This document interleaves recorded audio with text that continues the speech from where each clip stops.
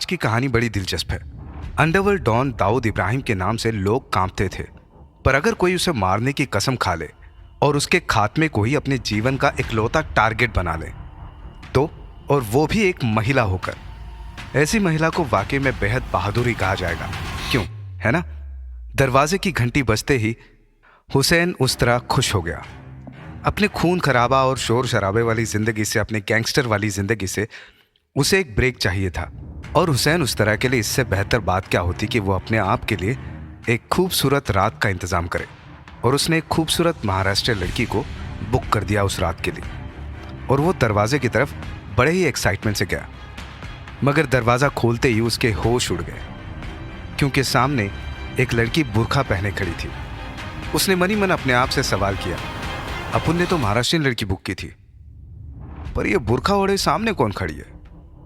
थोड़ा सा शक हुआ उसे, लेकिन फिर उसने सोचा कि शायद ये हो सकता है कि अपने आप की पहचान छुपाने के लिए इस लड़की ने बुर्खा पहना हो। ये बात सोचकर उसने दरवाजा खोला और उस खूबसूरत महिला को अंदर आने दिया। दूध से सफेद हाथ, खूबसूरत सी आंखें।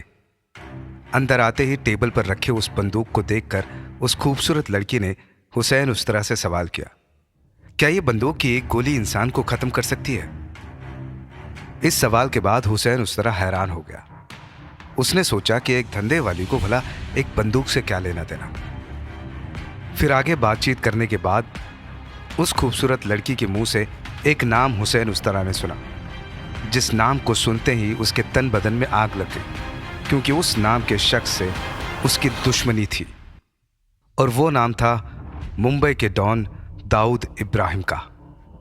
आज जो मैं आपको कहानी सुनाने जा रहा हूं, ये कहानी है बदले की। ये कहानी है मुंबई के माफिया क्वीन सपना दीदी उर्फ अशरफा खान की। चलिए इस कहानी को शुरुआत से सुनाता हूं। अपने एक दोस्त की शादी में महमूद कालिया ने अशरफा खान को देखा, और पहली नजर में देखते ही उसे उस लड़की से प्यार हो गया। और कुछ दिनों बाद महमूद ने जब अशरफा से अपने शादी की बात की, तो बिना झिझक के अशरफा ने शादी के लिए हाँ कह दिया। शादी के बाद लगभग 5 से 6 साल उन्होंने साथ में गुजारे। इस शादी के बाद अशरफा को एक बात तो यकीन हो गई थी कि उसका पति उससे बहुत प्यार करता है और किसी भी कीमत पर उस पर आंच नहीं आने देगा। महमूद ने अशरफा को सारी ऐशो आराम की जिंदगी दी, लेकिन अशरफा ने कभी ये जानने की कोशिश नहीं की कि ये जो ऐशो आराम की जिंदगी वो जी रही है, उसके पैसे वो महमूद कहाँ से लाता है। ये वो दौर था जब मुंबई में दाऊद इब्राहिम का राज था, और उसके नाम से हर कोई कांप जाता था। और यही वो समय था जब दाऊद ने इंडिया से भागकर और दुबई में बैठकर वो महमूद जैसे लोकल गैंगस्टर्स के जरिए अपना कारोबार इंडिया में चलाता था। मासूम अशरफा ने कभी दाऊद का नाम तक नहीं सुना था। डी कंपनी क्या है इसके बारे में वो कुछ नहीं जानती थी। इस ख्याल से वो बेखबर थी कि ये एक नाम उसकी जिंदगी में क्या जहर घोलने वाला था। एक ऐसा सदमा मिलने वाला था उसे, जिससे वो शायद ही कभी ऊपर उठ पाती। अशरफा की हर ख्वाहिश पूरा करने के लिए और उसको एक लग्जरी लाइफ देने के लिए महमूद करता क्या था, ये उसे नहीं पता था। अशरफा को बस इतना ही पता था कि जो भी काम वो करता था वो ठीक नहीं थे। जिन लोगों के साथ वो काम किया करता था वो अच्छे लोग नहीं थे। और एक दिन महमूद ने अशरफा से कहा कि किसी काम के जरिए उसे दुबई जाना होगा। और फिर इसके बाद जो हुआ वो अशरफा की जिंदगी का सबसे काला दौर था। उस रात अचानक से दरवाजे पर खटखटाहट हुई, और अशरफा को यही लगा कि या तो कोई पुलिस इंस्पेक्टर होगा या फिर महमूद के साथ काम करने वाला कोई बुरा आदमी। लेकिन दरवाज़ा खुलने पर उसे पता चला कि वो उसका पड़ोसी था, जिसके घर महमूद का फ़ोन आया था। महमूद ने मैसेज दिया था कि दुबई जाने से पहले वो एक बार उससे मिलना चाहता था, और इसीलिए अशरफा को उसने एयरपोर्ट पर बुलाया था। अशरफा बहुत खुश हुई। जैसी वो एयरपोर्ट गई तो उसे बाहर 2 पुलिस जीप नजर आई। पुलिस जीप को देखकर वो थोड़ी सी परेशान जरूर हुई। उसे लगा कहीं महमूद के लिए कोई खतरा तो नहीं है, पर लेकिन वो इस बात से खुश थी कि आखिर जाने से पहले वो एक बार अपने पति से मिल पाएगी, उसके साथ कुछ वक्त बिता पाएगी। अशरफा ने दूर से ही महमूद को देख लिया था। वो बड़ी खुश हुई कि आखिर वो उसके गले लग पाएगी। जैसे ही वो महमूद के करीब जाने लगी, अचानक से एक गन फायर हुआ और एयरपोर्ट पर खड़े सारे लोग यहाँ वहाँ भागने लगे। और उसी भाग दौड़ में महमूद कहीं खो सा गया। अशरफा हैरान हो गई कि जो आदमी सामने नजर आ रहा था अचानक वो कैसे गायब हो सकता है। उसने पीछे मुड़कर देखा तो वो जो 2 पुलिस जीप थी वहां पर, वो दोनों जीप गायब थी और नीचे फर्श पर बहुत सारा खून पड़ा था। थोड़ी सी पूछताछ करने पर अशरफा को पता चला कि महमूद नाम के एक गैंगस्टर को गोली लगी है और उसे कूपर हॉस्पिटल ले गए। किसी तरह से अशरफा कूपर हॉस्पिटल पहुंचती है और वहां पर जाने के बाद उसे पता चलता है कि कूपर हॉस्पिटल में किसी भी आदमी को गोली लगने पर एडमिट नहीं किया जाता। थोड़ी सी और पूछताछ करने पर अशरफा को पता चला कि महमूद को जे हॉस्पिटल में भर्ती कराया गया है। किसी तरह से अशरफा जब जे हॉस्पिटल पहुंची तो उसके पैरों तले जमीन खिसक गई। उसे पता चला कि गोली लगने की वजह से महमूद अब इस दुनिया में नहीं है। महमूद की मौत हो चुकी थी। ये सारी बात अशरफा को एक सपना जैसे लग रहा था। वो इस बात को सच मानने से इनकार कर रही थी, लेकिन जब उसने अपने आंखों से महमूद की डेड बॉडी देखी तो उसके लिए यकीन करना मुश्किल था कि जिससे वो इतना प्यार करती थी वो अब इस दुनिया में नहीं है। मानो जैसे उसकी दुनिया उजड़ गई थी। पूछताछ के बाद उसे ये बताया गया कि महमूद ने पुलिस पर गोली चलाई थी और इसी के जवाब में इंस्पेक्टर इमैनुअल ने 4 गोलियां महमूद पर चलाई, जिसकी वजह से महमूद की मौत हो गई। महमूद कालिया का इनकाउंटर हो चुका था। इनफैक्ट हॉस्पिटल लाने से पहले महमूद की जान चली गई। महमूद के शव को जब दफनाया गया तो वहीं पर अशरफा की मुलाकात एक उम्र दराज व्यक्ति से हुई जिसका नाम उस्मान था। उस्मान महमूद का करीबी दोस्त था और उसने अशरफा को बताया कि महमूद अगर आज दुनिया में नहीं है तो उसका कारण एक ही नाम है, दाऊद इब्राहिम। इंडिया से भागकर दुबई में बैठे दाऊद इब्राहिम ने महमूद से कुछ काम करने के लिए कहा था, जिस काम को करने के लिए महमूद राजी नहीं था। और दाऊद इब्राहिम की बात अगर कोई इंडिया में ना माने तो ये बात भला वो कैसे हजम कर सकता है। और इसीलिए दाऊद ने मुंबई एयरपोर्ट पर महमूद के होने की खबर पुलिस को दी और दाऊद ने ही पुलिस एनकाउंटर के जरिए महमूद को मरवा दिया। अब ये सारी कहानी सुनने के बाद अशरफा के अंदर बस 2 ही भावनाएं थी। एक दुख जिससे वो उभर नहीं पा रही थी अपने पति की मौत की, और दूसरा बदला लेना चाहती थी वो उस इंसान से जिसकी वजह से उसकी पति की हत्या हुई। लेकिन अब एक ऐसी औरत जिसने दाऊद का नाम पहले जिंदगी में कभी नहीं सुना था या उसके बारे में वो कुछ नहीं जानती थी, वो भला इस राक्षस से अपने पति के मौत का बदला कैसे लेती। मगर महमूद के दोस्त उस्मान के पास इसका एक रास्ता था। उसने अशरफा को एक नाम बताया, एक इंसान जिसका नाम था हुसैन उस्तरा। हुसैन उस्तरा, इस नाम को सुनकर थोड़ा अजीब लगता होगा आपको, लेकिन हुसैन के आगे उस्तरा ये नाम इसीलिए पड़ गया था क्योंकि इस क्राइम की दुनिया में वो अपने दुश्मनों का खात्मा सिर्फ एक रेजर ब्लेड से करता था, यानी उस्तरा से।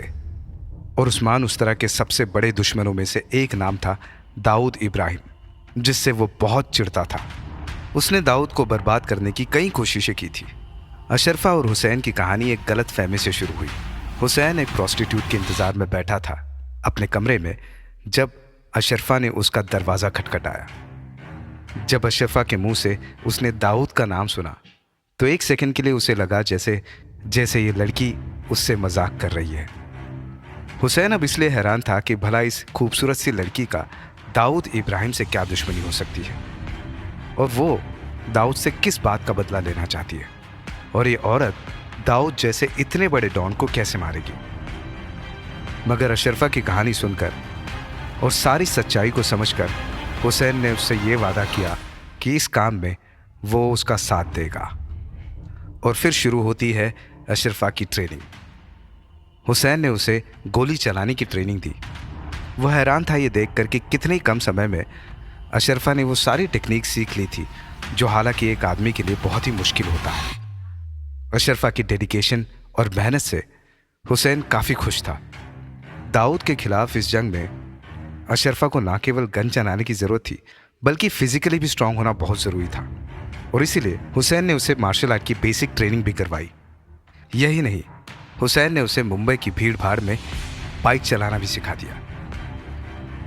4 महीने हो गए थे महमूद को गुजर जाने के बाद, और इन 4 महीनों में जैसे बदले की आग बढ़ती जा रही थी। इस 4 महीने की आग ने अशरफा को पूरी तरह से बदल दिया। बुर्का पहनने वाली एक मासूम सी लड़की को इतना चेंज कर दिया था कि उसने अपने पहनावे के साथ काफ़ी हद तक अपने आप को भी बदल दिया था। जीन्स और लूज शर्ट्स या फिर सलवार कमीज। अशरफा ने उस इंस्पेक्टर इमैनुअल के खिलाफ भी पिटीशन दायर की थी। शी नेवर बिलीव्ड कि ये पुलिस इनकाउंटर सच था। वो सोचती थी कि इस पिटीशन के जरिए अगर इंस्पेक्टर इमैनुअल अगर कबूल कर लेता है कि उसके कनेक्शंस दाऊद के साथ है तो किसी तरह से दाऊद को इंडिया में लाया जा सकता था, और ये सोचकर वो बहुत खुश हो रही थी। लेकिन असल ज़िंदगी में ये काफ़ी मुश्किल था। दाऊद को इंडिया में लाना बहुत मुश्किल था। अब अशरफा के पास बस एक ही रास्ता था कि किसी तरह से वो दाऊद इब्राहिम से अपना बदला ले सके, और इसकी शुरुआत बस एक ही काम से हो सकती थी कि किसी तरह से अगर दाऊद इब्राहिम को फाइनेंशियल रूप से नुकसान पहुंचाया जाए, यानी इंडिया और आसपास के देशों में दाऊद के इलीगल बिजनेस को किसी तरह से नुकसान पहुंचाया जाए, और तब कहीं जाकर अशरफा और हुसैन दाऊद को अपना टारगेट बना सकते थे। और ये बात हुसैन ने अशरफा को बहुत अच्छी तरह से समझा दिया था। हुसैन एक गैंगस्टर के साथ एक पुलिस इन्फॉर्मर भी था, और इसी के ज़रिए वो दाऊद के इलीगल कारोबार के इन्फॉर्मेशन को पुलिस तक पहुंचाता था। और हुसैन के इसी काम को सीखकर अब अशरफा भी पुलिस इन्फॉर्मर बन गई थी, और अब अशरफा भी इस काम में लग गई थी।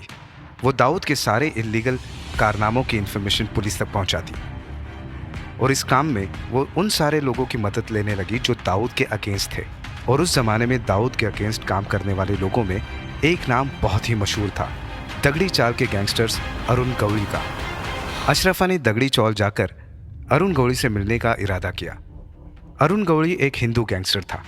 उसने अशरफा की सारी बात सुन तो ली, लेकिन उस पर यकीन करना अरुण गवली के लिए मुमकिन नहीं था। क्या पता इस सब के पीछे अगर दाऊद का ही काम हो तो। अशरफा को यह पूरी तरह से यकीन था कि अरुण गवली एक हिंदू गैंगस्टर था, और वो किसी तरह भी उस पर यकीन नहीं करेगा, और इसीलिए अशरफा ने अपना नाम अब चेंज कर लिया था। लोग उसे सपना दीदी के नाम से जानने लगे थे। सपना बनी अशरफा ने अब मुंबई को और नज़दीक से जानने की कोशिश की। मुंबई जो एक ऐसा शहर था जो दिन भर तो भाग दौड़ में डूबा हुआ था, लेकिन रात के अंधेरे में अय्याशियों का एक गड्ढा था। गैम्बलिंग, प्रोस्टिट्यूशन, जुर्म, ये सारी चीज़ों को अशरफा ने नज़दीक से देखा, सीखा और समझा। जब भी उसे लगता कि किसी गैम्बलिंग, जुआ अड्डा या शराब खाने दाऊद से कनेक्टेड है, तो वो उसकी इन्फॉर्मेशन पुलिस को दे देती, और इस तरह से वो धीरे धीरे दाऊद के बर्बादी का कारण वो बनने लगी। सिर्फ 4 हफ्तों में अशरफा ने सपना बनकर वो कर दिखाया जो हुसैन उस्तरा 7 सालों में नहीं कर पाया था। ये सब देखकर हुसैन उस्तरा काफ़ी खुश था, और इसके बाद हुसैन उस्तरा ने अशरफा उर्फ सपना को एक और गुड न्यूज़ दी। उसने बताया कि काठमांडू, नेपाल के ज़रिए दाऊद के फेक करेंसी के धंधे के बारे में, और दोनों ने यह फैसला किया कि वो नेपाल जाकर इस फेक करेंसी के धंधे को बर्बाद करेंगे। अब इन सब के बीच भी सपना ने लीगल तरीके से दाऊद को नुकसान पहुंचाने के सारे तरीके आजमाती रही, लेकिन उसके फाइल किए गए केसों का कोई फ़ायदा नहीं हो रहा था। इंस्पेक्टर इमैनुअल को क्लीन चिट दी गई थी। सपना अब अपने मकसद को पूरा करने के इतने करीब आ गई थी कि कोई कोर्ट का डिसीजन उसके इरादों को कमज़ोर नहीं कर सकता था। इन सब के बीच कुछ ऐसा हुआ कि अचानक से सपना को हुसैन उस्तरा का साथ छोड़ना पड़ा, क्योंकि धीरे धीरे हुसैन उस्तरा की फीलिंग्स सपना के लिए बढ़ती जा रही थी। और एक रात यही हुआ कि हुसैन ने बिना मर्जी से सपना को गलत तरीके से छूने की कोशिश की, और वो दिन शायद उन दोनों की दोस्ती का आखिरी दिन था। और उसके बाद सपना कभी हुसैन उस्तरा से नहीं मिली, मगर तब तक वो अंडरवर्ल्ड की दुनिया में बहुत ही फेमस हो गई थी सपना दीदी के नाम से। धीरे धीरे सपना ने मुस्लिम कम्युनिटी के कुछ जवान लोगों को मिलकर एक टीम बनाई, और इस टीम में वो लोग शामिल थे जो सपना दीदी के लिए किसी भी हद तक जा सकते थे, अपनी जान तक देने के लिए तैयार थे वो, क्योंकि वो अब सपना दीदी को अपनी बड़ी बहन की तरह मानने लगे थे। और इसी तरह से जुर्म की दुनिया में सपना दीदी के नाम से वो मशहूर हो गई। अब वो वक्त आ गया था जिसका इंतज़ार सपना को सालों से था। उसने एक ऐसा प्लान बनाया था जिसके ज़रिए वो दाऊद के बिल्कुल करीब जा सकती थी। दाऊद वैसे तो बड़ा रिजर्व था, वो अपनी जगह से कभी बाहर नहीं आता, लेकिन कुछ ऐसे ही सेलेक्टिव मौके होते थे जब दाऊद पब्लिकली अपीयर होता था। 90s में इंडिया पाकिस्तान के मैचेस दुबई के शारजा नाम के शहर में होने वाले थे और दाऊद अपने वीआईपी कैबिन में बैठे इस मैच का मजा लेने वाला था। और उसी समय हजारों लोगों के बीच दाऊद को शूट करने का प्लान सपना दीदी ने बना लिया था। मैच के कुछ दिनों पहले उसने अपने सभी आदमियों को स्टेडियम को अच्छी तरह समझने और उस जगह के बारे में अच्छी तरह जानकारी निकालने के लिए दुबई भेजा था। प्लान बिल्कुल पूरी तरह से तैयार था, अब बस उस प्लान को एग्जीक्यूट करने की देरी थी। और फिर वही हुआ जो नहीं होना था। पैसों के लालच में सपना दीदी का एक आदमी दाऊद के हाथों बिक चुका था और ये खबर लीक होकर छोटा शकील के कानों में पड़ी। छोटा शकील दाऊद का खास आदमी था। छोटा शकील डी कंपनी का वो खतरनाक गैंगस्टर था जिसके खौफ से नागपाड़ा इलाके के सारे लोग वाकिफ थे।